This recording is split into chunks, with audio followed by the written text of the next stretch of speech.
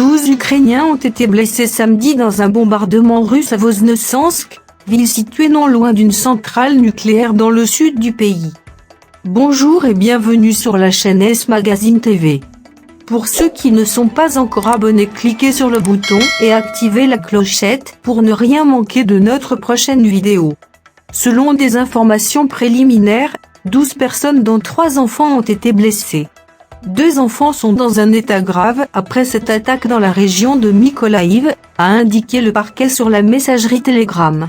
Plus tôt dans la journée, le gouverneur régional Vitaly Kim a fait état, sur le même réseau, de 9 blessés, dont 4 enfants âgés de 3 à 17 ans et se trouvant, selon lui, tous dans un état grave.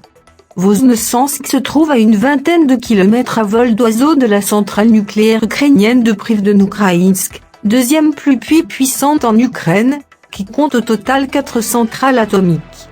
Une frappe russe dans la zone de 30 km autour de la centrale est un nouvel acte cynique de terrorisme nucléaire de la Russie, a accusé sur Telegram l'opérateur des centrales nucléaires ukrainiennes Energoatom. Il n'est pas exclu que ce missile a été tiré dans la direction de la centrale de Privdeno-Ukrainsk, que les militaires russes ont déjà tenté de s'emparer début mars, a accusé Energoatom. La frappe a touché un immeuble résidentiel et plusieurs maisons à Voznesensk, où vivent une trentaine de milliers de personnes, a précisé sur Facebook le service d'État pour les situations d'urgence publiant des images d'un bâtiment éventré.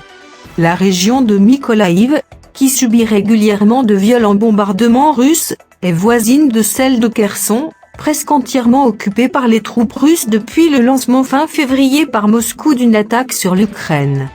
Le pays terroriste a rappelé la Russie a frappé un immeuble résidentiel, a dénoncé sur Telegram le chef de l'administration présidentielle ukrainienne Andriy Yermak. Notre tâche est de faire en sorte que non seulement la génération actuelle des Russes soit tenue responsable mais aussi leurs enfants et petits-enfants. La Russie va tout payer, a-t-il renchéri.